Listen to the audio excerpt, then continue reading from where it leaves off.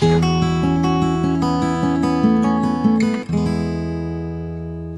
हम स्टार्ट कर रहे हैं बैकग्राउंड टू सप्लाई चैप्टर 6 का पार्ट 4। जैसा कि मैंने कहा था कि हमारा चैप्टर 4 पार्ट्स में डिवाइडेड है, तो ये इस चैप्टर की लास्ट क्लास है। Starting with revenue. देखो, जैसे हमने फर्म का टोटल प्रॉफिट जब डिफाइन किया था तो मैंने कहा था कि total profit is equal to, किसी फर्म का जो टोटल प्रॉफिट होता है that is total revenue minus total cost. क्या आया क्या गया, ठीक है। So question is what is total revenue. So total revenue is defined as the total money receipt of the firm from the sale of the total output during a given time period. यानी कि given time period में जितना भी firm बेचती है उस सारे से कितना पैसा उनके पास आया, that is called total revenue, ठीक है। तो इसकी कैलकुलेशन करने के लिए हम पर unit price of the commodity को total unit of quantity sold से मल्टीप्लाई कर देते हैं। जैसे मान लो, मतलब इसमें अगर मैं कहूं तो total revenue is equal to total quantity sold multiplied by price, ठीक है। जैसे मान लो एक firm 10 pen at the price of 20 पर पेन बेचती है, तो क्वांटिटी सोल्ड कितनी है, 10 है, प्राइस कितना है, 20 एट ईच।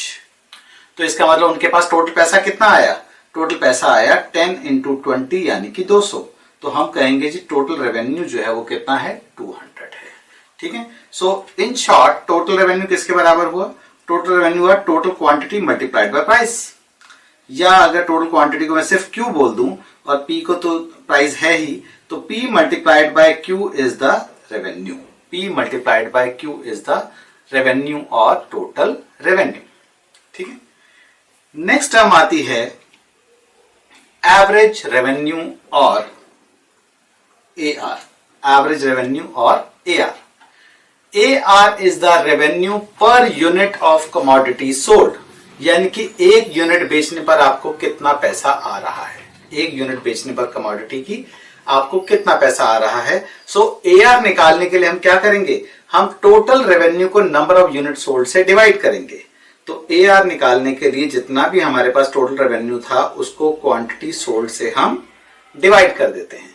जैसे अभी हमने जो एग्जांपल किया कि टोटल रेवेन्यू फ्रॉम 20 पेन्स कितना था, 200 था, तो एवरेज रेवेन्यू कितना था, 200 रुपए आए, 10 यूनिट बेची, तो 20 रुपीज हमारा एवरेज रेवेन्यू आ गया, जो कि किसके बराबर हो गया, प्राइस के बराबर। सो एवरेज रेवेन्यू हमेशा प्राइस के बराबर होता है। So average revenue same thing as price, और इकोनॉमिक्स में हम इनको इंटरचेंजेबली यूज करेंगे, ठीक।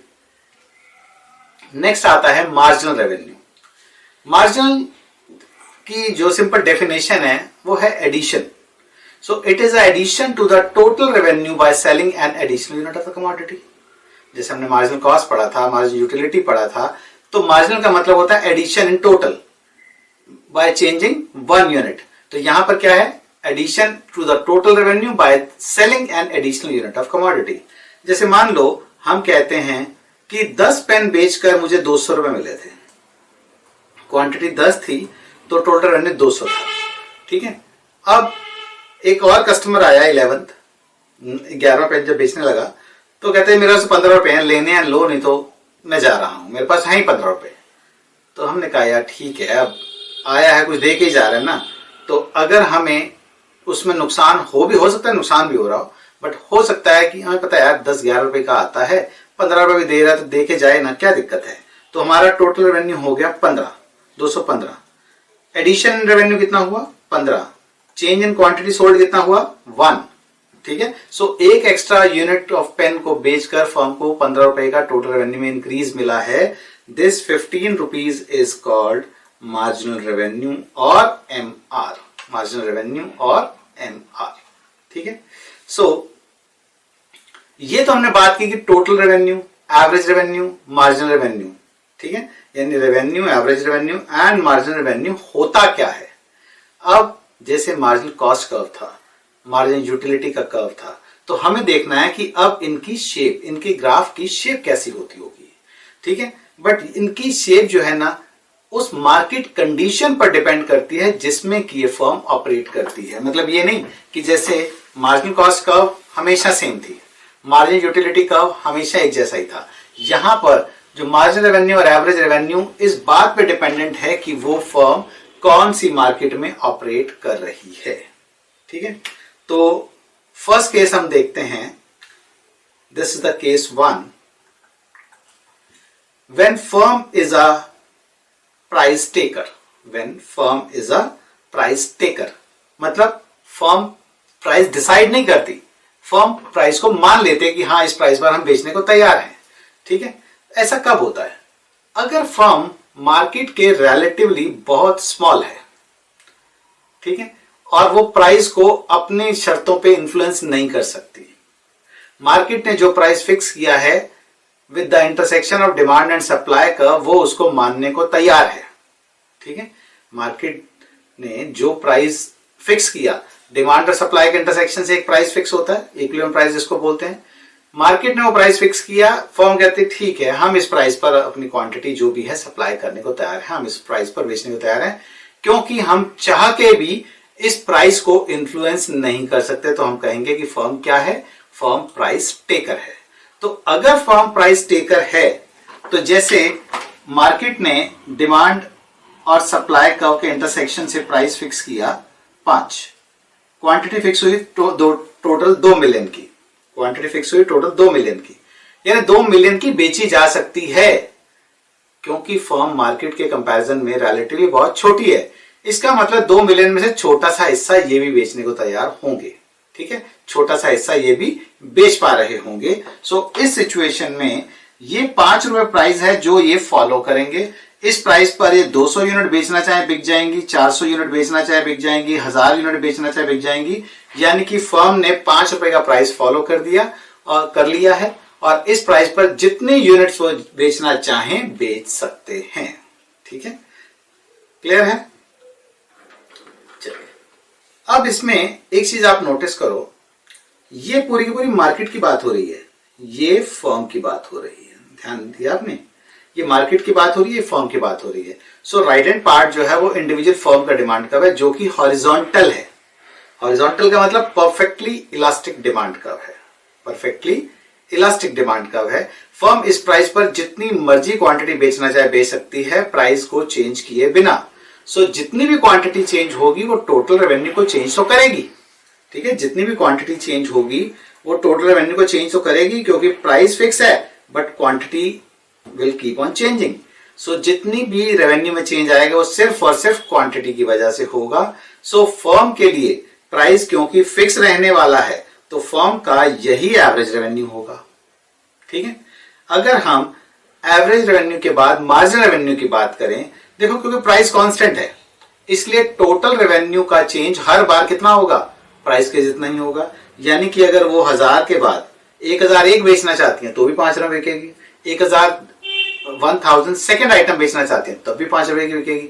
इसका मतलब ये हुआ कि हर जो एडिशनल यूनिट बिकेगी उसमें उससे टोटल रेवेन्यू में जो एडिशन आएगा वो 5 रुपए का ही आएगा। सो ये जो कांस्टेंट रेट ऑफ इंक्रीज है, that is rate of increase जो होता है that is a marginal revenue. यानी कि एक प्राइस टेकर फर्म के लिए price is equal to AR is equal to MR, यानी जो प्राइस है वही AR है, वो तो होता ही है, बट MR भी उनके लिए सेम ही रहेगा बिकॉज वो हर एडिशनल यूनिट उसी प्राइस पर ही बेच पाएंगे। ठीक है, चलो जैसे इसको देख लेते हैं। मान लो मैंने ये देखा कि 5 रुपए प्राइस फिक्स हुआ था, अगर कुछ नहीं बेचना चाहते हो तो कुछ मिलेगा भी नहीं। अगर 200 यूनिट बेचते हैं 5 रुपए के हिसाब से तो 1000 मिल जाएंगे, अगर 800 यूनिट बेचते हैं 5 के हिसाब से तो 4000 मिल जाएंगे, 1200 यूनिट बेचते हैं 5 के हिसाब से तो 6000 मिल जाएंगे। यानी कि price will remain same, quantity keeps on changing, so total revenue will be increasing as the change in the quantity. ठीक है, तो अगर मैं इसका टोटल रेवेन्यू का ग्राफ बनाता हूं, टोटल रेवेन्यू का कर्व प्लॉट करता हूं, तो टोटल रेवेन्यू का जो कर्व है वो एक कांस्टेंट रेट से बढ़ता हुआ स्ट्रेट लाइन होगा। ठीक है, वो एक कांस्टेंट रेट पर इंक्रीज हो रहा एक स्ट्रेट लाइन होगा। सो ठीक है, तो 0 पर 0 है, 200 पर 1000 है, 400 पर 2000 है, 1000 पर 5000 है एंड 1200 पर 6000 का हो रहा है। ठीक है जी, क्लियर है।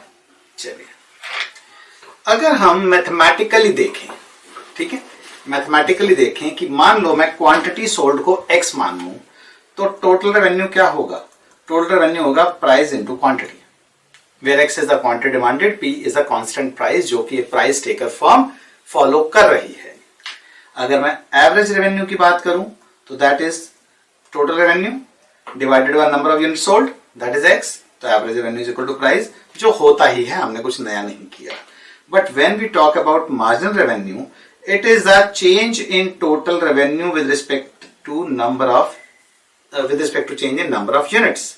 Marginal revenue is the change in total revenue when one additional unit is sold, यानी कि dr by dx होगा वो।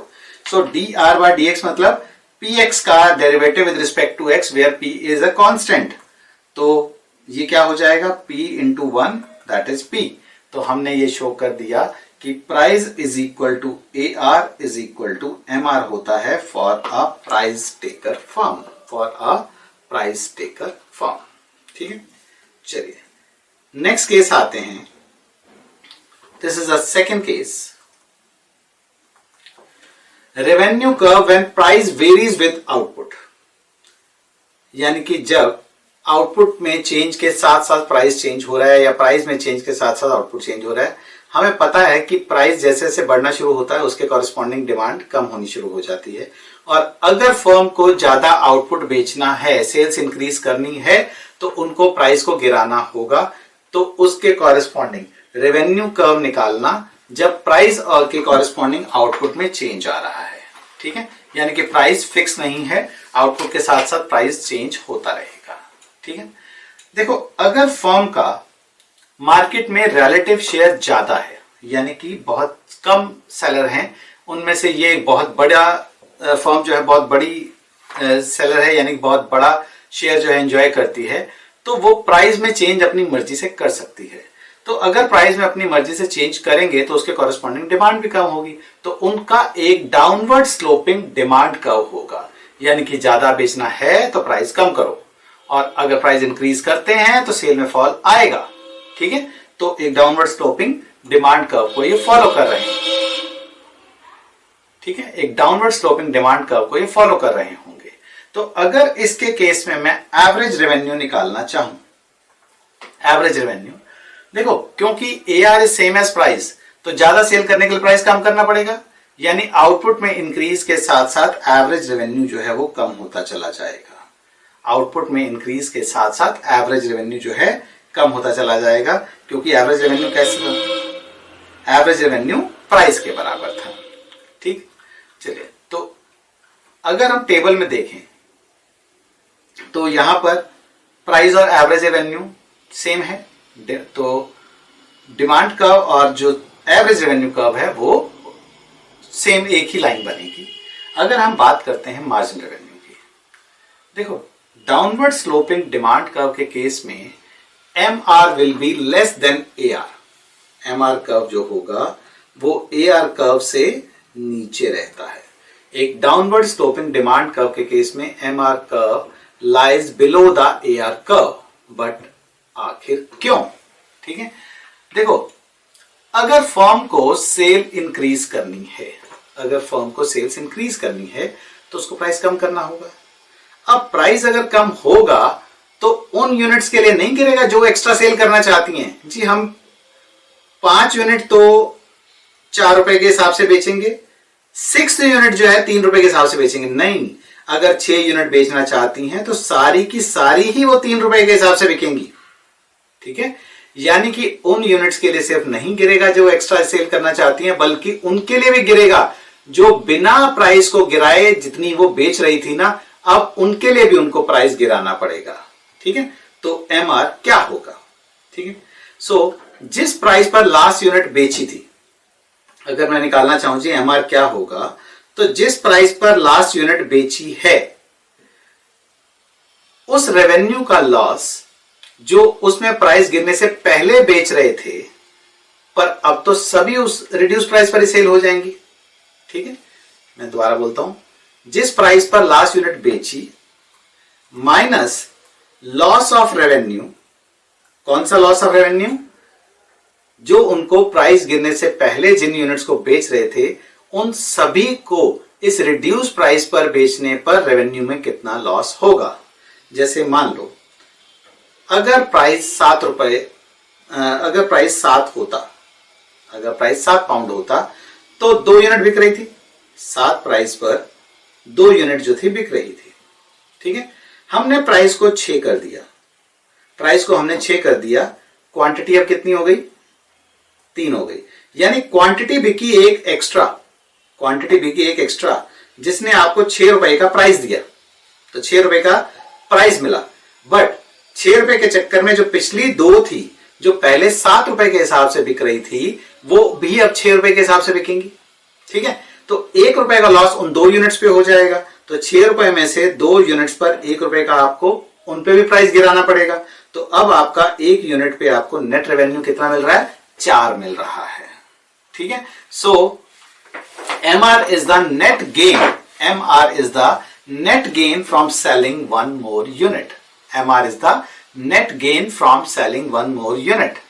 तो अगर हम AR, MR और इलास्टिसिटी ऑफ डिमांड में रिलेशनशिप देखना चाहें, AR, MR and elasticity of demand के बीच की रिलेशनशिप देखना चाहें तो वो क्या होगी?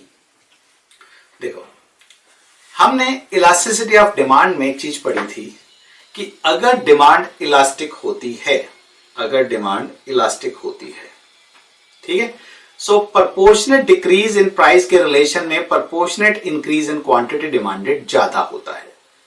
ठीक है, जितना प्राइस गिरता है उसके रिलेशन में क्वांटिटी ज्यादा बढ़ जाती है, और जितना प्राइस बढ़ता है उसके कॉरेस्पॉन्डिंग क्वांटिटी डिमांडेड में चेंज जो होता है ज्यादा आता है। ठीक है, यानी प्राइस गिरेगा तो क्वांटिटी डिमांडेड ज्यादा बढ़ जाएगी, प्राइस बढ़ेगा तो क्वांटिटी डिमांडेड ज्यादा गिर जाएगी। सो अगर हम कहते हैं जी प्राइस गिरा तो उसके कॉरेस्पॉन्डिंग क्वांटिटी डिमांडेड ज्यादा बढ़ेगी। अब क्वांटिटी डिमांडेड ज्यादा बढ़ेगी तो इसका मतलब टोटल रेवेन्यू क्या हो जाएगा? इंक्रीज हो जाएगा। टोटल रेवेन्यू कब बढ़ता है? जब मार्जिनल रेवेन्यू पॉजिटिव होता है। टोटल रेवेन्यू तभी बढ़ सकता है ना जब मार्जिनल रेवेन्यू पॉजिटिव होगा, यानी कि एडिशन वो टोटल रेवेन्यू में करेगा। अगर मार्जिनल रेवेन्यू नेगेटिव हो गया तो वो तो टोटल रेवेन्यू को गिरा देगा। सो टोटल रेवेन्यू इंक्रीज होता है, it means marginal revenue positive होगा। ठीक है, अगर इलास्टिसिटी ऑफ डिमांड 1 हो गई तो हम कहते हैं कि जिस प्रपोर्शन में प्राइस में चेंज आएगा सेम प्रपोर्शन से क्वांटिटी में उल्टा चेंज आ जाएगा। यानी कि अगर प्राइस जितना बढ़ेगा क्वांटिटी डिमांडेड उतने प्रपोर्शन से कम हो जाएगी। इसका मतलब there will be no change in revenue. ठीक है, TR जो है वो सेम ही रहेगा, TR जो रहेगा वो सेम ही रहता है। तो अगर TR सेम है इसका मतलब मार्जिनल रेवेन्यू कोई एडिशन कर ही नहीं रहा। ठीक है, सो टोटल रेवेन्यू में अगर कोई चेंज नहीं हो रहा तो मार्जिनल रेवेन्यू क्या होना चाहिए? 0 होना चाहिए। ठीक है, और अगर elasticity of demand less than 1 हो गई, यानी कि डिमांड कर्व अगर इनइलास्टिक हो गया तो proportionate change in quantity demanded will be less than the proportionate change in the price. ठीक है, सो अगर मैं बोलता हूं जी प्राइस को मैंने गिराना शुरू किया तो प्राइस अगर गिरेगा तो proportionate increase in quantity demanded जो होगा उसके कंपैरिजन में लेस रेट से इंक्रीज होगा। इसका मतलब TR विल बी फॉलिंग। ठीक है, सो TR फॉल करना शुरू कर देगा। TR कब फॉल करता है? जब MR कर्व जो होता है, MR जो होता है वो नेगेटिव हो जाता है। ठीक है, MR जब नेगेटिव हो जाता है तो टोटल रेवेन्यू फॉल करना शुरू कर देता है। तो इससे हमें क्या मालूम चला? इससे हमें ये मालूम चला कि पहली बात तो ये कि MR कर्व, मैंने अभी आपको बताया कि MR curve always lie below the AR curve. ठीक है, क्योंकि प्राइस जैसे जैसे प्राइस कम होता है तो प्राइस तो कम हो ही रहा होता है, उस मार्जिनल रेवेन्यू जो एडिशनल रेवेन्यू है वो और ज्यादा रेट से कम होता है, क्योंकि एक तो हमने प्राइस गिराया, ऊपर से जो पिछली यूनिट्स बेची थी उनका भी प्राइस हमें गिराना पड़ा, जिसकी वजह से MR कर्व जो है AR से नीचे होता है। तो MR कर्व के हमारे अगर देखूं तो इस पॉइंट पे MR जो है वो एक्स एक्सिस को कट कर रहा है। इस पॉइंट पे MR एक्स एक्सिस को कट कर रहा है। तो जिस पॉइंट पर, तो जिस उसमें जिन आउटपुट लेवल पर MR कर्व जो है अबव एक्स एक्सिस है उस पोर्शन में डिमांड कर्व क्या हो जाएगा, MR पॉजिटिव, इसका मतलब रेवेन्यू बढ़ रहा है, तो डिमांड कर्व क्या हो जाएगा उस प्रोपोर्शन में, उस प्रोपोर्शन में डिमांड कर्व जो होगा इलास्टिक होगा। यानी कि इस पोर्शन में डिमांड कर्व या एयर कर्व एक ही बात होती है ना, ठीक है। तो डिमांड कर्व उस पोर्शन में इलास्टिक होगा। जिस पॉइंट पे MR 0 हो जाएगा, जिस पॉइंट पे MR 0 हो जाएगा, उस पॉइंट पे इलास्टिसिटी क्या हो जाएगी, यूनिट इलास्टिसिटी हो जाएगी। -1 लिखा हुआ है, यूनिट इलास्टिसिटी में -1 भी यूनिटी मानी जाती है because we ignore the negative sign. और जिस एरिया में, जिस आउटपुट लेवल पर MR curve below x axis चला जाता है, यानी कि MR नेगेटिव हो जाता है, तो उस रीजन के अंदर जो डिमांड कर्व है दैट इज इन इलास्टिक, ठीक है। सो आपको अगर ये देखना हो कि कौन से पोर्शन में डिमांड कर्व इलास्टिक है और कौन से में इलास्टिक है, तो सिंपली MR कर्व की हेल्प से आप बता सकते हो कि डिमांड कर्व इलास्टिक होगा या इन इलास्टिक होगा, ठीक है। अच्छा, मैथमेटिकली भी ना MR, AR और ED में एक रिलेशनशिप होती है, वो होती है MR is equal to AR into 1 minus 1 by elasticity of demand. और एक और होती है मैथमेटिकली, अगर हम इसको इधर उधर करते हैं तो elasticity of demand is AR upon AR minus MR, ठीक है। तो अब यही चीज जो मैंने यहां पर की है, इसको अगर मैं मैथमेटिकली आपको दिखाना चाहूं तो देखो, अगर MR पॉजिटिव होता, अगर MR पॉजिटिव होता तो AR माइनस MR क्या होता, AR माइनस MR जो होता वो लेस देन AR होता, क्योंकि AR में से कुछ कम हो गया, ठीक है। MR अगर पॉजिटिव होता तो AR माइनस MR AR से कम होता, तो इसका मतलब न्यूमरेटर हमारा जो होता वो डिनोमिनेटर से बड़ा होता। तो न्यूमरेटर डिनोमिनेटर से बड़ा होता तो इसका मतलब इलास्टिसिटी डिमांड क्या होती, 1 से बड़ी हो जाती है, ठीक है। यानी कि डिमांड कर्व क्या हो जाता, इलास्टिक हो जाता। अगर MR 0 हो जाता तो AR ऊपर रह जाता और नीचे AR माइनस MR जो है वो क्या हो जाता, वो AR के बराबर ही हो जाता। न्यूमरेटर और डिनोमिनेटर बराबर हो जाते, इसका मतलब इलास्टिसिटी ऑफ डिमांड 1 हो जाती, यानी कि यूनिट इलास्टिक हो जाता। अगर MR नेगेटिव हो जाता तो नेगेटिव होने की वजह से माइनस ऑफ माइनस प्लस हो जाता, तो AR माइनस MR जो होता वो क्या हो जाता, AR से ज्यादा हो जाता, बिकॉज MR माइनस में था। सो न्यूमरेटर हमारा डिनोमिनेटर से कम हो जाता, it means elasticity of demand हमारी 1 से कम हो जाती है, ठीक है। सो मैथमेटिकली भी हमने देख लिया कि जब ये चीज जो है ना, ये आपको बुक में नहीं दी बट आपको नॉलेज में होनी चाहिए, क्योंकि कई बार क्वेश्चन मल्टीपल चॉइस में ऐसा आ जाता है कि अगर AR इतना है और MR इतना है तो बताओ इलास्टिसिटी ऑफ डिमांड क्या होगी। ये भी क्वेश्चन आता है कि अगर इलास्टिसिटी ऑफ डिमांड इतनी है और AR इतना है तो बताओ MR कितना होगा, ठीक है। सो ये रिलेशनशिप जो है आपको प्रूव करने की जरूरत नहीं है, कहोगे तो मैं प्रूव भी करवा दूंगा, बट प्रूव करने की मैथमेटिकली हमें जरूरत नहीं है, बस ये हमें पता होनी चाहिए। और कई बार डायरेक्टली ये आता है कि ED इज इक्वल टू, मतलब इनमें कौन सा ठीक है, elasticity of demand is equal to AR upon AR plus MR, AR upon AR minus MR correct है, MR upon AR minus MR या AR minus MR upon AR। तो आपको ये देखना होगा कि कौन सी वाली रिलेशनशिप जो है वो ठीक है। तो आपको पता होना चाहिए कि AR, MR और इलास्टिसिटी ऑफ डिमांड में रिलेशनशिप क्या होती है, ठीक। चलिए अब आते हैं कि अगर एक डाउनवर्ड स्लोपिंग डिमांड कर्व है तो उसके केस में टोटल रेवेन्यू कर्व कैसा होगा। हमने AR और MR की शेप तो आइडिया मतलब ले लिया कि किस तरह की होगी, टोटल रेवेन्यू की शेप क्या होगी। देखो, total revenue curve for a firm facing A downward sloping demand curve, ठीक है।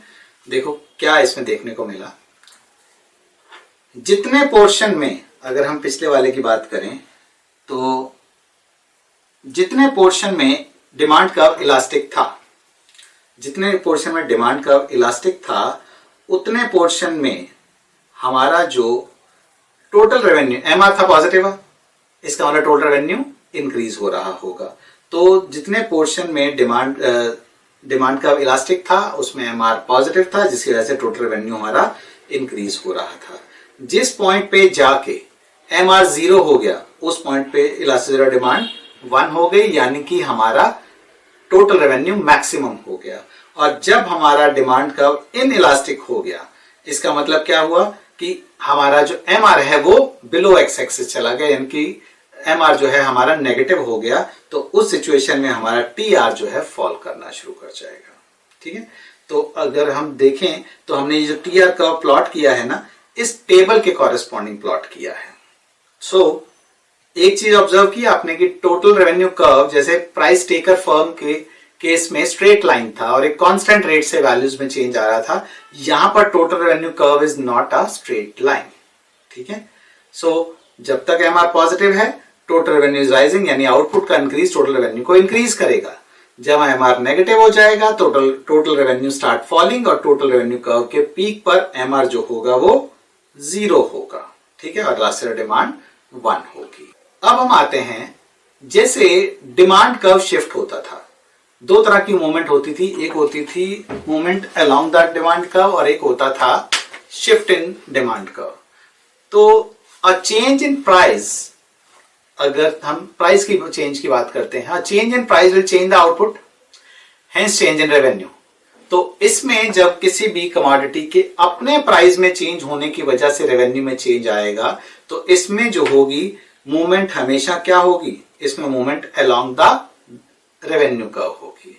ठीक है, एंड प्राइस के अलावा किसी भी डिटर्मिनेंट में अगर चेंज आता है, जैसे taste, habit, income, price of related commodity, इन सभी में कोई भी चेंज आता है तो उसका इंपैक्ट क्या आता है, उसका इंपैक्ट आता है shift in the demand curve. ठीक है, तो अब क्योंकि डिमांड कर्व शिफ्ट होगा तो हर आउटपुट के लेवल पर प्राइस चेंज हो जाएगा। तो क्योंकि हर आउटपुट के लेवल पर प्राइस चेंज होगा तो AR, MR और TR तीनों कर्व्स जो होंगे वो शिफ्ट हो जाएंगे। यानी अगर रेवेन्यू इंक्रीज होता है तो TR कर्व हमारा अपवर्ड शिफ्ट हो जाएगा, अगर रेवेन्यू डिक्रीज होता है तो TR कर्व हमारा डाउनवर्ड जो है शिफ्ट हो जाएगा, बट होगा shift he, movement along that revenue curve नहीं रहेगी। ठीक है, चलिए, तो ये हो गया हमारा ऑल अबाउट रेवेन्यू। ठीक है, हमने कॉस्ट पढ़ लिया, हमने रेवेन्यू पढ़ लिया। अब बात करते हैं, सबसे पहला मैंने आज की क्लास में लिखा था total profit is equal to total revenue minus total cost. Total cost हम पिछली क्लासेस में पढ़ चुके हैं, टोटल रेवेन्यू हमने आज कर लिया। सो अब बात करते हैं टोटल प्रॉफिट की। अब बात करते हैं हम टोटल प्रॉफिट की। अब टोटल प्रॉफिट हमें पता है क्या होता है, टोटल प्रॉफिट हम जानते हैं total revenue minus total cost होता है। Total profit is equal to total revenue minus total cost होता है। प्रॉफिट को ना हम पाई से डिनोट करते हैं। ठीक है, so total profit is equal to total revenue minus total cost हो गया।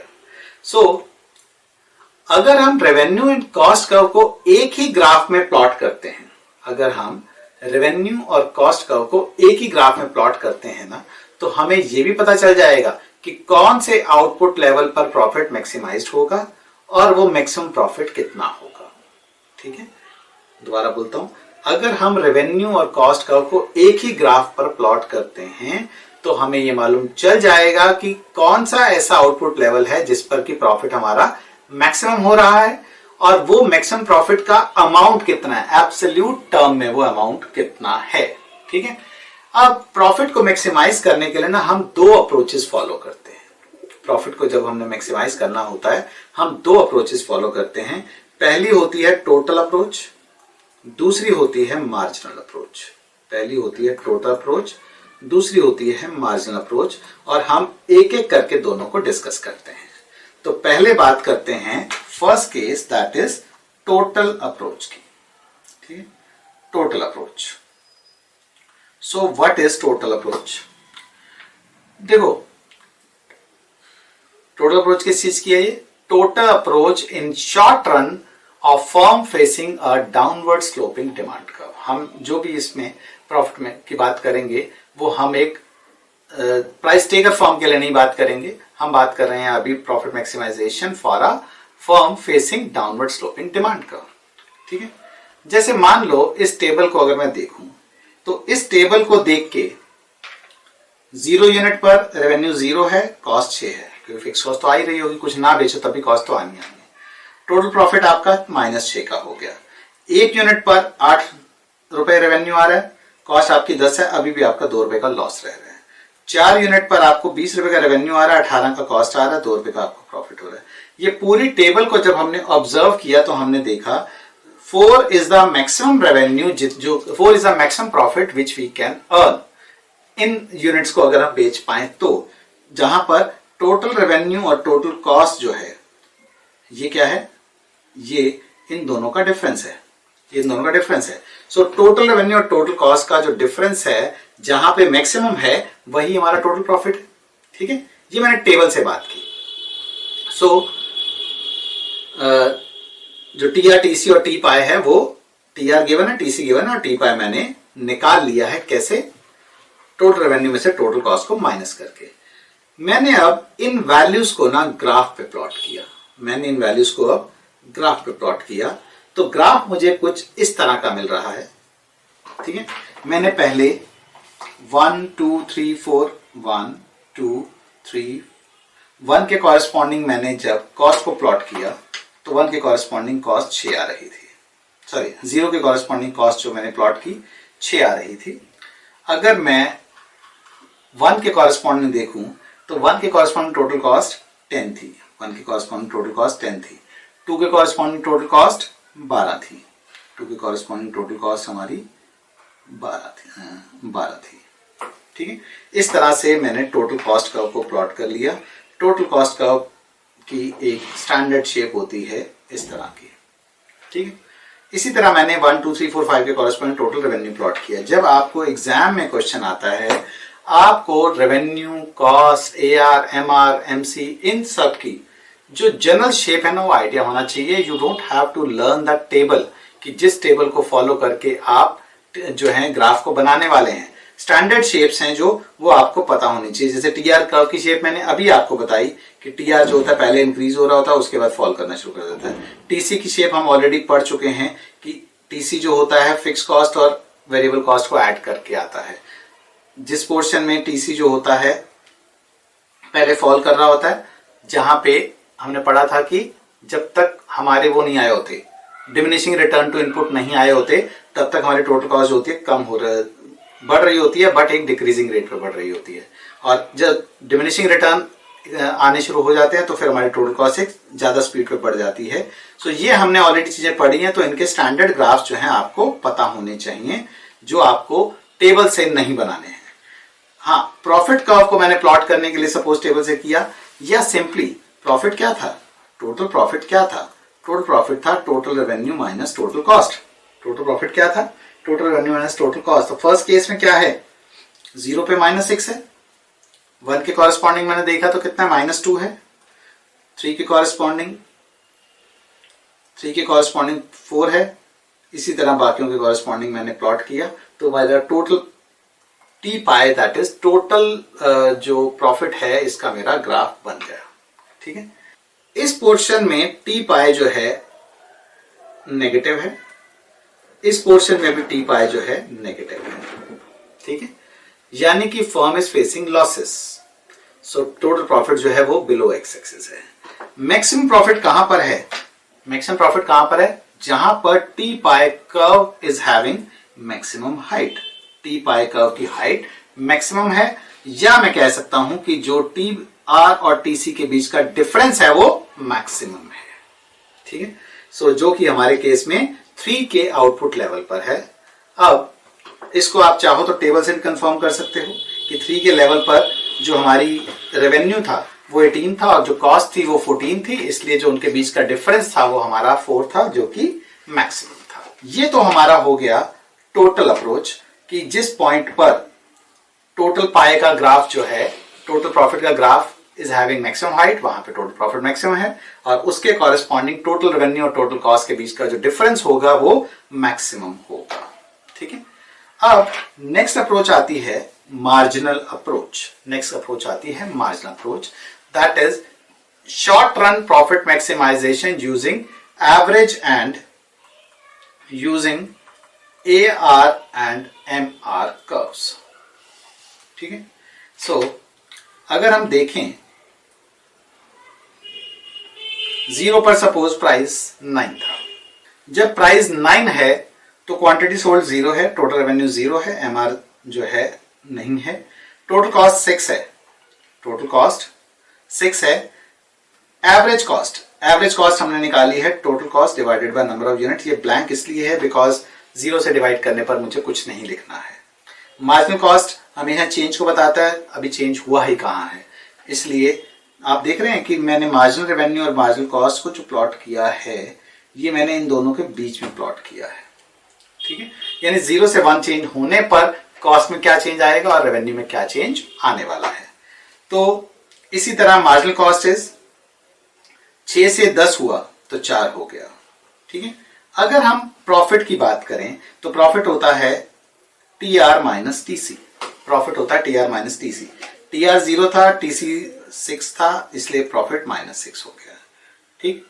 एंड यहां पर अगर इस लेवल पे देखें, 3 के लेवल पे देखें, 18 था, 14 था, ठीक है। प्रॉफिट हमारा 4 था, 3 यूनिट थी, ये पॉजिटिव होना चाहिए, एवरेज प्रॉफिट नेगेटिव लिखा हुआ है, गलत है ये टेबल में। सो यहां पर तो ये टेबल जो है हमें पूरी क्वेश्चन में मतलब हमने बना रखी है टेबल।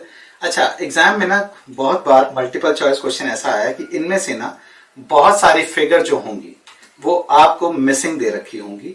तो अगर आपको मान लो ये फिगर पता लगानी हो कि टोटल प्रॉफिट क्या होगा या एवरेज प्रॉफिट क्या होगा या मार्जिनल कॉस्ट क्या होगी, तो उसके लिए आपको इससे मतलब आपसे मांग लीजिए मार्जिनल कॉस्ट कितनी होगी, एवरेज प्रॉफिट कितना होगा, 5 यूनिट के कॉरस्पॉन्डिंग, 6 के कॉरस्पॉन्डिंग। तो आपको उसके लिए जो टेबल है वो कंप्लीट करनी पड़ती है और उसके बाद ही उन वैल्यूज, क्योंकि सिर्फ एक चीज नहीं पूछेंगे, हर कॉलम में से एक एक चीज पूछ लेंगे। तो उसके लिए जैसे 3 के कॉरस्पॉन्डिंग पूछ लेंगे जी एवरेज कॉस्ट क्या थी, और 5 के कॉरस्पॉन्डिंग पूछ लेंगे टोटल प्रॉफिट कितना हो रहा है, 7 के कॉरस्पॉन्डिंग हमारा एवरेज प्रॉफिट कितना है। यानी कि टेबल आपसे पूरी की पूरी बनवा लेंगे और उसके बाद उसके आपसे आंसर निकलवाएंगे, ठीक है।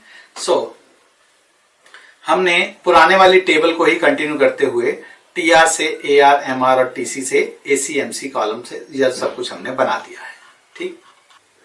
अब प्रॉफिट मैक्सिमाइज करना है, अब हमें प्रॉफिट को करना है मैक्सिमाइज।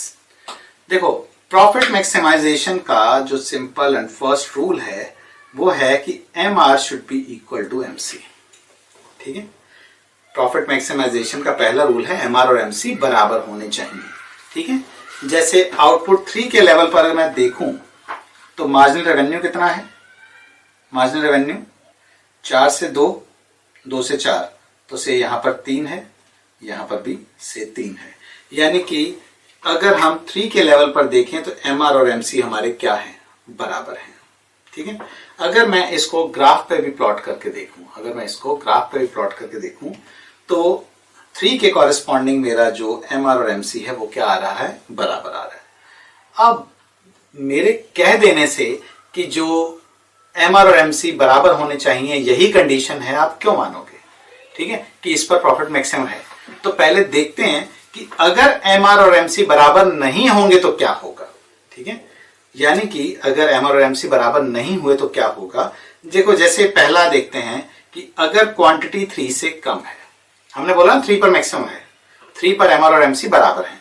अगर क्वांटिटी 3 से कम है तो हमारा MR क्या है, MC से ऊंचा है, MR is more than MC। आप टेबल में भी ये चीज ऑब्जर्व कर सकते हैं। यानी कि और ज्यादा प्रोड्यूस करने से रेवेन्यू में जो एडिशन होगा, रेवेन्यू में एडिशन इतना होगा, कॉस्ट में एडिशन इतना होगा।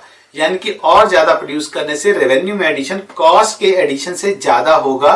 So profit can be increase by producing more, ठीक है। यानी ज्यादा प्रोड्यूस करोगे तो प्रॉफिट आप बढ़ा सकते हो। यानी कि आप 3 से आउटपुट को अगर 3 से कम पे आप कर रहे थे तो आप इससे ऊपर जाना चाहोगे, क्योंकि आप टोटल प्रॉफिट में कुछ ना कुछ इंक्रीमेंट कर सकते हैं, ठीक है। अगर आप 3 से ऊपर प्रोड्यूस कर रहे होते, ठीक है, क्वांटिटी अगर 3 से ऊपर होती तो हमारा MR जो है वो MC से कम है, ठीक है। या मैं कहूं कि MC जो है मेरा MR से ज्यादा है। यानी कि कॉस्ट का एडिशन रेवेन्यू से ज्यादा हो रहा होगा। सो इस लेवल पे अगर मैं प्रोडक्शन लेके जाता हूं, I will be reducing the total revenue, ठीक है, I will be reducing the total revenue. यानी कि जो उसका यस, अगर मैं इस लेवल से ऊपर लेके जाता हूं तो मैं जो है एडिशनल जो प्रॉफिट है, जो मेरा एडिशनल प्रॉफिट हो रहा है वो कम हो रहा है, मैं टोटल प्रॉफिट को कम कर रहा हूं, ठीक है, क्योंकि एमसी मेरा एमआर से ग्रेटर है तो मैं टोटल प्रॉफिट को कम कर रहा हूंगा अगर इस लेवल में प्रोडक्शन को लेके जाता हूं। तो इसलिए 3 से कम से 3 पर जाने में प्रॉफिट इंक्रीज हो रहा है, 3 से ज्यादा जाने पर प्रॉफिट कम होना शुरू हो जाता है। इट मींस कि 3 के लेवल पर हमारा जो प्रॉफिट होगा वो क्या होगा, मैक्सिमम होगा, जहां पर एमआर और एमसी क्या होंगे, बराबर होंगे, ठीक है, जहां पर एम और एमसी क्या होंगे, बराबर होंगे।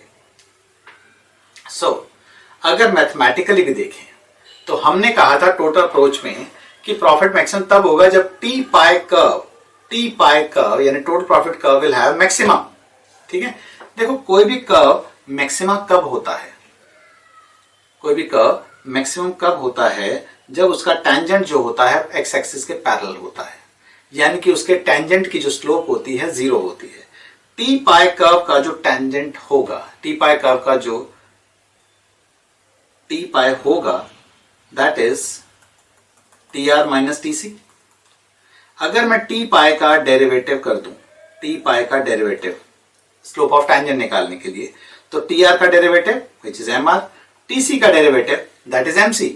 मैंने कहा कि tangent parallel to X axis है, इसका मतलब स्लोप क्या हो जाएगी, 0 हो जाएगी। अगर 0 is equal to M R minus M C होगा तो इसका मतलब एम आर और एम सी क्या होने चाहिए, बराबर होने चाहिए। तो मैथमेटिकली भी हमने ये दिखा दिया आपको कि एम आर और एम सी जब बराबर होंगे तो टोटल प्रॉफिट जो होगा वो मैक्सिमम होगा, ठीक है। अच्छा, एक चीज और मैंने टोटल अप्रोच में बताई थी आपको, मैंने ये बताया था कि इनके बीच का जो डिफरेंस है, टोटल रेवेन्यू और टोटल कॉस्ट के बीच का डिफरेंस जो होगा वो मैक्सिमम होगा। अगर दो कर्व के बीच का डिफरेंस मैक्सिमम होता है ना, तो उनके टेंजेंट जो होते हैं मैक्सिमम डिफरेंस के पॉइंट पर पैरेलल होते हैं। मैथमेटिकली दो पॉइंट्स के, अगर दो कर्व के बीच का मैं मैक्सिमम डिस्टेंस निकालना चाहता हूं ना, तो दोनों के टेंजेंट जहां पर पैरेलल हो जाएंगे वहां पे उनके बीच का डिफरेंस जो डिस्टेंस जो होगा वो मैक्सिमम होगा, यानी कि उनकी स्लोप क्या हो जाएगी, इक्वल हो जाएगी। जब टेंजेंट पैरेलल होंगे तो इसका मतलब उनकी स्लोप इक्वल होगी। टीआर की स्लोप टीआर का डेरिवेटिव, टीसी की स्लोप टीसी का डेरिवेटिव, टीआर का डेरिवेटिव इज एमआर, टीसी का डेरिवेटिव इज एमसी। तो फिर वही बात हो गई कि यानी कि अगर टोटल रेवेन्यू और टोटल कॉस्ट के बीच का डिफरेंस आप मैक्सिमम चाहते हैं तो एमआर और एमसी को बराबर ही होना चाहिए, ठीक है। तो अब यहां पे ना कुछ लोग झंडा लेके खड़े हो जाते हैं कि भाई अगर एमआर एमसी के बराबर है तो लास्ट यूनिट तो आपकी प्रॉफिट कमा ही नहीं रही है, तो प्रॉफिट मैक्सिमम कैसे हो सकता है, आप कैसे कह सकते हो प्रॉफिट मैक्सिमम होगा, आखिरी यूनिट ने तो जितना लग रहा है उतना ही आपका आ रहा है, ठीक है। चलो मैं कहता हूं एक गिलास में आप पानी डालने की जगह नहीं बची है, आप एक गिलास में पानी डाल रहे थे, डालते डालते पानी भर गया, उसमें पानी डालने की जगह ही नहीं बची है, तो इसका मतलब वो मैक्सिमम भर चुका है। यानी कि अगर आप किसी चीज के टोटल में एडिशन नहीं कर पा रहे हैं तो इसका मतलब टोटल क्या है, मैक्सिमम पे पहुंच चुका है। तो अगर आप प्रॉफिट में एडिशन नहीं कर पा रहे हैं तो इसका मतलब है प्रॉफिट आपका मैक्सिमम पहुंच चुका है, ठीक है। एम और एमसी बराबर होने का मतलब है कि मार्जिन प्रॉफिट अब 0 हो गया, एडिशन इन प्रॉफिट होना बंद हो गया, तो इसका मतलब वो चीज क्या हो गई, मैक्सिमम हो गई, ठीक है। चलिए, अच्छा हमें ये तो मालूम चल गया कि 3 यूनिट्स जो होंगी that is the output level जहां पे प्रॉफिट मैक्सिमम होगा। मैंने क्या बोला था कि इन अप्रोचेस से हम ये भी निकाल सकते हैं कि प्रॉफिट किस लेवल पे मैक्सिमम होगा और वो एब्सोल्यूट टर्म में कितना अमाउंट होगा, ठीक है। चलिए, सो जैसे अगर हम बात करें कि हम अमाउंट ऑफ प्रॉफिट निकालना चाहते हैं तो उसके लिए ना हमें जो कॉस्ट है उसकी हेल्प, कॉस्ट कर्व की भी हेल्प लेनी पड़ेगी। तो एवरेज कॉस्ट कर्व की हम हेल्प लेंगे। हम कहते हैं एवरेज प्रॉफिट जो होता है that is average revenue minus average cost, ठीक है। तो अगर मैं 3 के लेवल पर देखूं तो एवरेज रेवेन्यू क्या है, इतना है, एवरेज कॉस्ट कितनी है, इतनी है, इन दोनों के बीच का जो डिस्टेंस है दैट इज एवरेज प्रॉफिट। तो ये जो वर्टिकल लाइन इन दोनों के बीच का गैप है that is the average profit, ठीक है। सो 3 के लेवल पे मेरे केस में एवरेज प्रॉफिट जो है वो क्या है, अगर मैं टेबल को देखूं तो 3 के लेवल पे एवरेज रेवेन्यू कितना है, 3 के लेवल पर एवरेज रेवेन्यू है 6 और एवरेज प्राइस है, सॉरी एवरेज कॉस्ट है हमारी 4.67। तो इनका जो डिफरेंस है वो क्या है, 6 और 4.67 का जो डिफरेंस है दैट इज 1.33 का डिफरेंस आ रहा है। यानी कि हमारा एवरेज प्रॉफिट जो आ रहा है वो 1.33 या 4/3 आ रहा है। अगर मैं टोटल निकालना चाहता हूं, टोटल प्रॉफिट निकालना चाहता हूं, तो मुझे एवरेज प्रॉफिट को क्वांटिटी से मल्टीप्लाई करना पड़ेगा। यानी मेरे केस में 4/3 इंटू 3 करना पड़ेगा, तो 4 मेरा मैक्सिमम प्रॉफिट हो गया। तो एवरेज प्रॉफिट हमारा रेक्टेंगल की हाइट हो गई और क्वांटिटी हमारी रेक्टेंगल की विड्थ हो गई। यानी कि ये विड्थ हो गई, ये हाइट हो गई, लेंथ और ब्रेड्थ को मल्टीप्लाई किया तो रेक्टेंगल का एरिया आ गया। तो लेंथ और ब्रेड्थ को हमने मल्टीप्लाई किया तो रेक्टेंगल का एरिया आ गया। तो ये जो रेक्टेंगल का एरिया है ना, this is the total profit जो कि हमारा 3 के लेवल पे अचीव हो रहा होगा। ठीक है, दोबारा बोलूं, जो AR और AC कर्व के बीच का वर्टिकल डिस्टेंस है वो हमारा एवरेज प्रॉफिट है। एवरेज प्रॉफिट को अगर हम क्वांटिटी जो आउटपुट हमने बेचा है उससे मल्टीप्लाई कर देते हैं, यानी कि हमारे केस में ये जो शेडेड एरिया है ये हमें टोटल प्रॉफिट दे देगा। ठीक है, चलिए ये हमारा हो गया सब कुछ शॉर्ट टर्म के बारे में। अगर हम मार्जिन उस पे लॉन्ग रन की बात करें, ठीक है, तो लॉन्ग रन का जो प्रॉफिट मैक्सिमाइजेशन होगा, अगर ये मान लिया जाए कि लॉन्ग रन में AR और MR कर्व शॉर्ट रन की तरह ही सेम होंगे।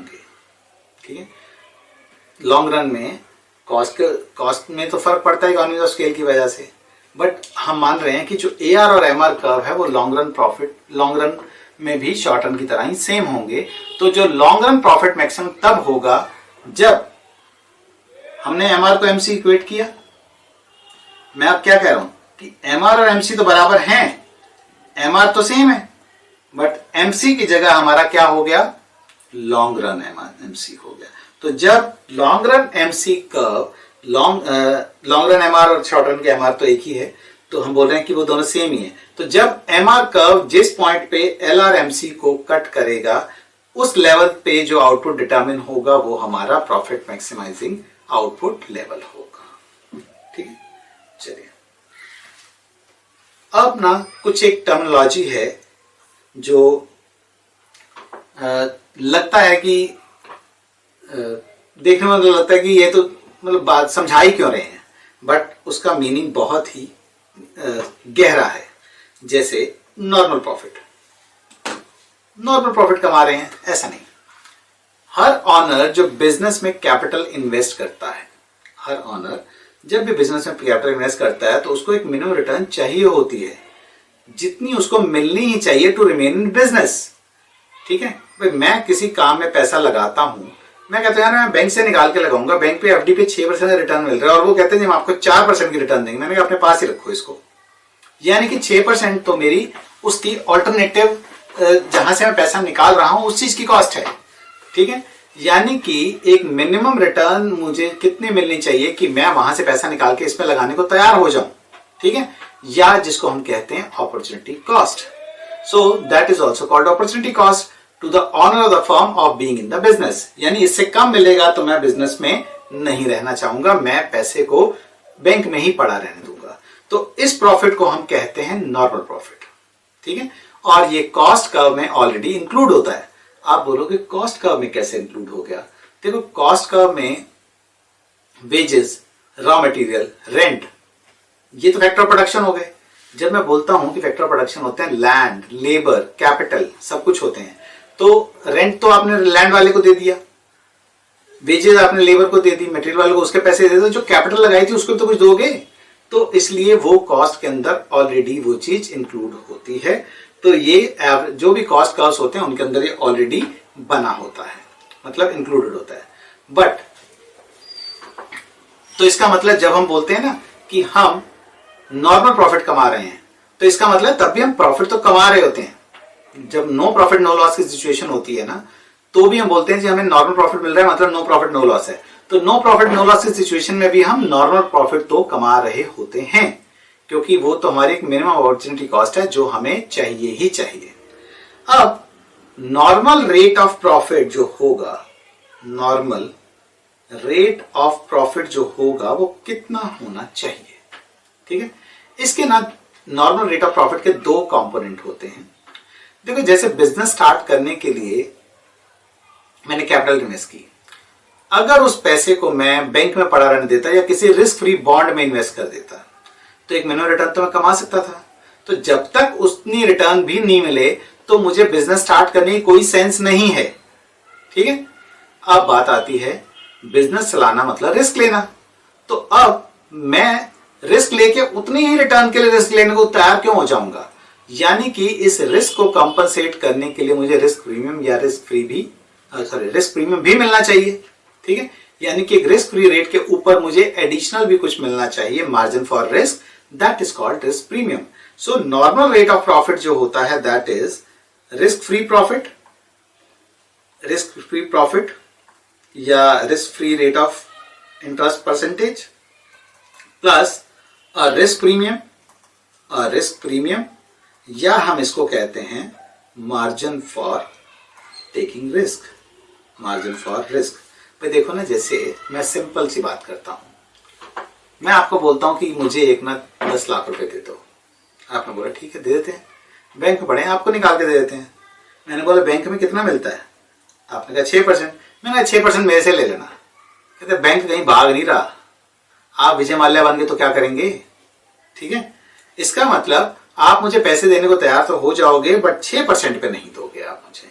आप कहते हैं जी सर ऐसा है, बैंक से आप पर्सनल लोन लेते हो तो रेट ऑफ इंटरेस्ट 13 से 16% चल रहा है, तो मैं ज्यादा से ज्यादा आपके लिए ये कर सकता हूं कि चलो ठीक है, मिनिमम जो 13 है उतना ही आप मुझे दे दो। इसका मतलब 6% था आपका रिस्क फ्री रेट, 7% आप जो मार्जिन मांग रहे हो that is for taking risk, कि आप मुझे पैसा दे रहे हो जहां पे कि आपका पैसा डूबने के चांसेस हैं, बिकॉज बैंक कहीं नहीं भागेगा, ठीक है।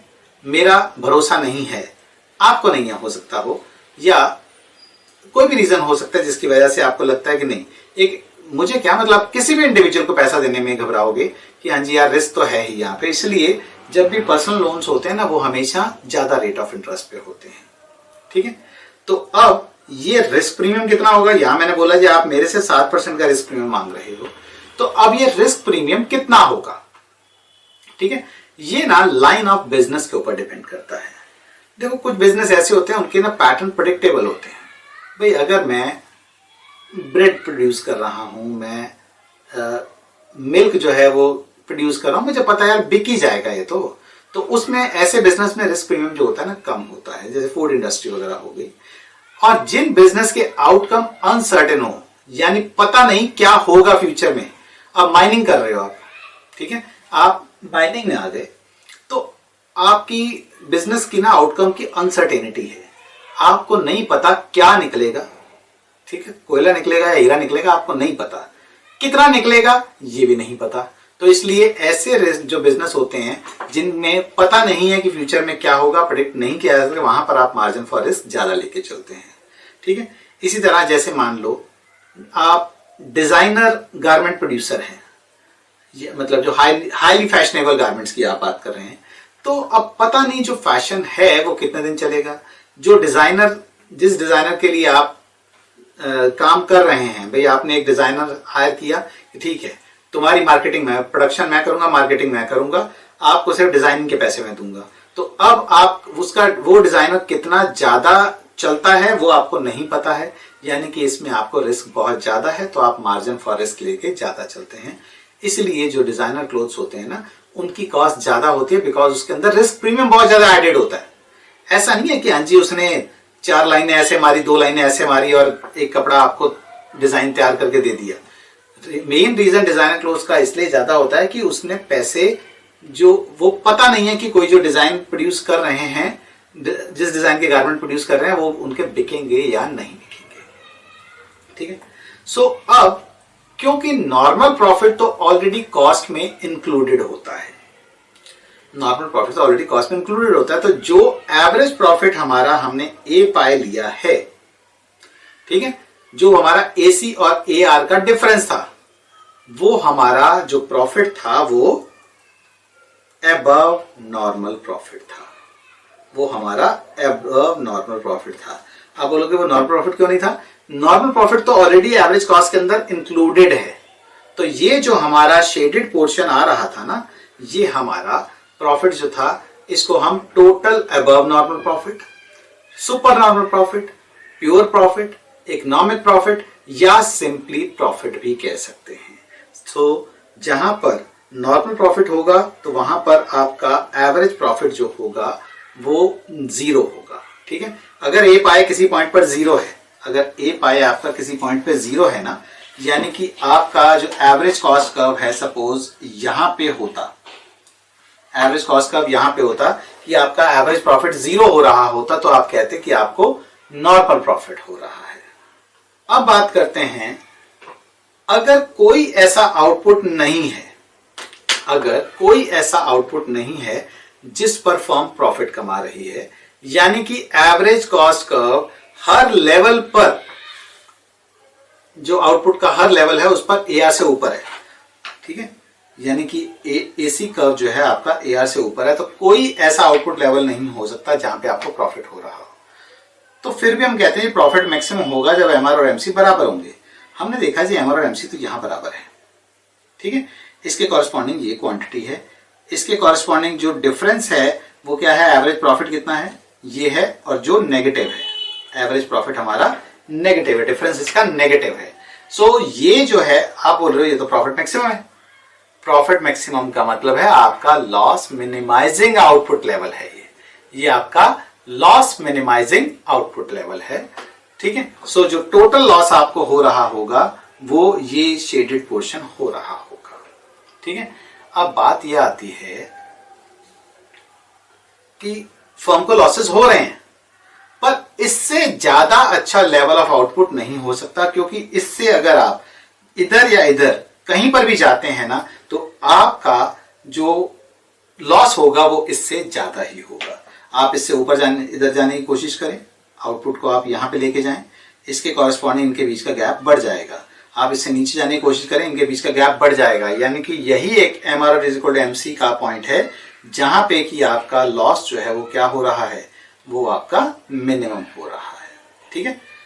तो प्रोड्यूस क्यों करना ऐसे लेवल पे, ठीक है।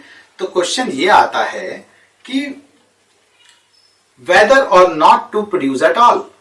तो क्वेश्चन ये आता है कि लॉस हो रहा है तो भी फर्म प्रोडक्शन कंटिन्यू क्यों कर रही है, क्योंकि देखो शॉर्ट रन में कुछ भी प्रोड्यूस ना करें तो भी फिक्स कॉस्ट तो देनी पड़ेगी। अब जैसे मान लो मैं कहता हूं जी मैं एक महीने के लिए प्रोडक्शन नहीं कर रहा, क्यों, प्राइस इतना गिर गया है कि मेरी कॉस्ट से ज्यादा आ रहा है, सो मेरी कॉस्ट जो है उससे प्राइस से ज्यादा आ रही है, तो ये थोड़ी होगा फैक्ट्री बंद कर दूंगा मैं, फैक्ट्री का रेंट तो देना पड़ेगा। मिनिमम बिजली में नहीं भी चलाऊंगा ना, बिजली में नहीं भी चलाऊंगा तो भी क्या होगा, एक मिनिमम जो इलेक्ट्रिसिटी का बिल है, मीटर रेंट वगैरह, वो तो आएगा ही आएगा। यानी कि हम ये मान रहे हैं कि जो सारी फिक्स कॉस्ट हैं वो क्या हैं, सारी की सारी फिक्स कॉस्ट संक कॉस्ट है। संक कॉस्ट का मतलब होता है एक बार आ गई तो आगे के लिए उसका कोई मतलब नहीं बनता। जैसे रेंट दे दिया आपने, इस महीने का रेंट दे दिया, आप बोलोगे जी मैं इस महीने प्रोडक्शन नहीं कर रहा, तो ये रेंट तो आप मेरे से ले लो बट अगले महीने मत लेना। क्यों भाई, मैंने तो तुम्हें फैक्ट्री दे रखी है ना, ठीक है। तो प्रोडक्शन की या ना की, अगले महीने उस रेंट का कोई मीनिंग नहीं है, वो आपको दोबारा अगले महीने देना ही पड़ेगा। जो इलेक्ट्रिसिटी डिपार्टमेंट वाले वो ये नहीं कहेंगे कि चलो आपने इस महीने आपका जीरो बिल है तो इसलिए हम आपसे मीटर रेंट भी नहीं लेते, या आपने जो दे दिया है अगली बार मीटर में एडजस्ट कर, अगली बार के बिल में एडजस्ट कर देंगे, ऐसा नहीं होगा। सारी की सारी फिक्स कॉस्ट जो है वो संक कॉस्ट है। तो अगर आप यानी कि फर्म प्रोडक्शन करके वेरिएबल कॉस्ट को कवर कर पा रही है, यानी जितना उनको वेजेस देनी पड़ती हैं, जितना उनको रॉ मटेरियल लगता है वो कवर कर पा रही है, तो टेम्परेरी शट करने का कोई फायदा नहीं है। आप बोलोगे क्यों फायदा नहीं है, फिक्स कॉस्ट तब भी आनी है, फिक्स कॉस्ट तब भी आनी है, तो सिर्फ वेरिएबल कॉस्ट कवर करने के लिए मैं सुबह घर से क्यों आऊंगा अपनी फैक्ट्री में। तो ऐसा होता है कि अगर आपने बंद कर दी फैक्ट्री तो एक महीने के बाद आपको प्रोडक्शन को नए सिरे से स्टार्ट करना होगा। तो तो हो सकता है कि जो आपके वर्कर्स थे वो कहीं और ज्वाइन कर चुके हो तब तक। एक महीना आपकी इंतजार थोड़ी करेंगे कि हाँ जी बाबू जी आएंगे, एक महीने बाद बुलाएंगे, हम फिर से इनके पास काम करेंगे। इतने आप अच्छे नहीं हो, ठीक है। तो अगर उन्होंने कहीं और ज्वाइन कर लिया तो अब आपको नए लोग हायर करने पड़ेंगे, जिनको सिखाने में टाइम लगेगा, आपकी कॉस्ट बढ़ जाएगी। रॉ मटेरियल सप्लायर जिनसे आप सामान खरीदते थे, उन्होंने दूसरे बायर्स को सामान देना शुरू कर दिया। अब रॉ मटेरियल आपको जो है किसी और से लेना पड़ रहा है, या ये कहता है जी मेरा तो अब ये रेट है, आपको चाहिए तो लो नहीं तो मत लो। यानी कि अब आपको ऑप्शन नहीं है महंगा रॉ मटेरियल खरीदने के अलावा। यानी कि आप क्या चाहोगे कि अगर आपकी वेरिएबल कॉस्ट भी कवर हो रही है तो भी आप प्रोडक्शन कंटिन्यू करना चाहोगे, ठीक है, करनी चाहिए। बट अगर वेरिएबल कॉस्ट के साथ साथ कुछ फिक्स कॉस्ट का पोर्शन भी कवर हो जाए, ठीक है, तो ऑपरेशन को शट करना मतलब लॉस को बढ़ाना ही होगा। तो अगर मान लो ऐसा हो जाए कि आप MR is equal to MC, MR is equal to MC के कॉरेस्पॉन्डिंग आपने देखा कि ये आउटपुट डिटरमिन हुआ और इसके कॉरेस्पॉन्डिंग आपका प्राइस जो है सिर्फ एवरेज वेरिएबल कॉस्ट को ही कवर कर पा रहा है, ये आपको लॉस हो रहा है। तो अब आपकी मर्जी है कि आप प्रोडक्शन कंटिन्यू करना चाहते हो या नहीं करना चाहते। अगर एवरेज वेरिएबल कॉस्ट इधर होता, अगर एवरेज वेरिएबल कॉस्ट इधर होता, लॉस तो आपको तब भी हो रहा है, ठीक है, लॉस तो आपको तब भी हो रहा है, क्योंकि आपकी जैसे आपका ये प्राइस है, मान लो एवरेज वेरिएबल कॉस्ट ये होता, अब आपका प्राइस एवरेज वेरिएबल कॉस्ट को भी कवर कर रहा है और कुछ पोर्शन जो है आपका फिक्स कॉस्ट का भी कवर हो रहा है। तो अब अगर आप प्रोडक्शन बंद करते हो तो क्या होगा, अगर प्रोडक्शन बंद करते हो तो आपका जो लॉस होगा वो कितना होगा, इतना लॉस होगा। जबकि अगर आप प्रोडक्शन कंटिन्यू रखते हो तो आपका जो लॉस हो रहा है वो कितना हो रहा है, सिर्फ इतना सा हो रहा है, ठीक है। यानी कि प्राइस और एवरेज कॉस्ट के बीच का डिफरेंस है वो आपका लॉस हो रहा है, जबकि वेरिएबल कॉस्ट आपकी पूरी तरह से कवर हो रही है और कुछ पोर्शन ऑफ फिक्स कॉस्ट भी कवर हो रहा है, ठीक है। हाँ, अगर ऐसा हो जाए कि आप जितने पैसे, जितना प्राइस आपको मिल रहा है उससे ज्यादा का आपका रॉ मटेरियल और वेजेस लग जाती हैं, तो आप कहोगे भैया मैं इतना भी अच्छा नहीं हूं कि मैं अब प्रोडक्शन को कंटिन्यू करूं, ठीक है। यानी फिर आप जो है शट डाउन कर देंगे। सो अगर हम देखें तो इस सिचुएशन में क्यू हमारा क्या है, शॉर्ट रन का शट डाउन पॉइंट है, जहां पर कि average revenue equal to ABC हो गया, ठीक है। यहां आपकी चॉइस है कि अगर आप चाहो, क्योंकि आपकी एबीसी पूरी की पूरी आपकी कवर हो रही है, ठीक है, तो आप जो है कर लेंगे, कंटिन्यू करना चाहें या शट डाउन करना चाहें वो आपकी प्रॉब्लम है, मतलब आपकी मर्जी है आपकी, ठीक है। सो अगर मान लो एवरेज वेरिएबल कॉस्ट जो है एआर कर्व से भी ऊपर शिफ्ट हो जाए, average variable cost AR curve से भी ऊपर शिफ्ट हो जाए, तो फिक्स कॉस्ट के साथ साथ आपकी जो वेरिएबल कॉस्ट है, ठीक है, वो भी आपकी कवर नहीं हो पा रही है। So it will be better to shut down the operation. अच्छा, अगर हम, ये तो शॉर्ट रन की बात हो गई, अगर हम लॉन्ग रन की बात करें तो देखो लॉन्ग रन में सारी की सारी कॉस्ट जो होती है वो क्या होती है, वेरिएबल होती है। तो अगर गिवन प्राइस से फर्म, मान लो ये होता कि गिवन प्राइस से लॉन्ग रन एवरेज कॉस्ट, जिसमें कि नॉर्मल प्रॉफिट भी इंक्लूडेड है, अगर वो कवर नहीं कर पा रही है, यानी उनकी लॉन्ग रन एवरेज कॉस्ट जो है वो क्या आ रही है, ये एवरेज रेवेन्यू था, लॉन्ग रन एवरेज कॉस्ट इससे ऊपर है, फिर तो बंद करना ही चाहिए। बट अगर प्राइस जो है आपका इतना गिर गया कि बिल्कुल इसके टैंजेंट हो गया, तो इस सिचुएशन में आपका ये जो है वो क्लोज डाउन का पॉइंट आ गया, it will be close down. So graph में जहां पर AR curve is tangent to LRAC curve, ठीक। सो ये हमारा रेवेन्यू का टॉपिक कंप्लीट हुआ, ठीक। तो ये हमारा चैप्टर 6 जो है ये कंप्लीट हो जाता है। एंड नेक्स्ट क्लास में हम जो डिफरेंट मार्केट फॉर्म्स हैं उनको स्टार्ट करेंगे, यानी कि जैसे मैंने बोला कि प्राइस टेकर फॉर्म, और जहां पर प्राइस को इन्फ्लुएंस कर सकती है, तो ये कौन कौन सी फॉर्म्स होती हैं ये हम नेक्स्ट क्लास में डिस्कस करने वाले हैं।